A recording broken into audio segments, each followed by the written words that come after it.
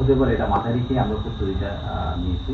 আর এই কারণে এই প্রথমবারের মতো প্রায় 1.5 লক্ষ পুলিশ সদস্যকে প্রশিক্ষণ দেওয়া হয়েছে। তো এটা আমাদের মাথায় আছে এবং লুণ্ঠিত যে অস্ত্রগুলো এগুলো ব্যবহার হতে পারে এই আশঙ্কা রেখেই আমাদের অপারেশন ডেভিল হ্যান্ড কার্যক্রম চলমান। এখন পর্যন্ত প্রায় 80% কাছাকাছি অস্ত্র উদ্ধার হয়েছে, বাট এখন কিছু বাকি আছে।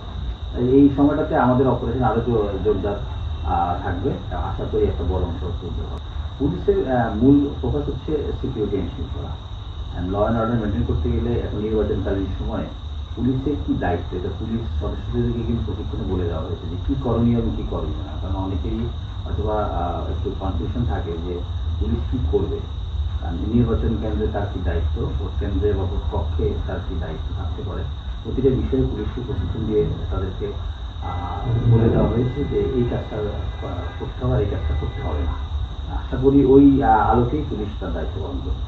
অনেক আগাম গোয়েন্দা তথ্য থাকে আমাদের কাছে। তো গোয়েন্দা তথ্য থাকলে সেই অনুযায়ী আমরা অপারেশনও কার্যক্রম চলমান এবং সেই আলোকেই কিন্তু অপারেশন ডেভিল হ্যান্ডে এই যাবৎ গত 1 মাসে প্রায় 430টার মতো অস্ত্র উদ্ধার করা হয়েছে।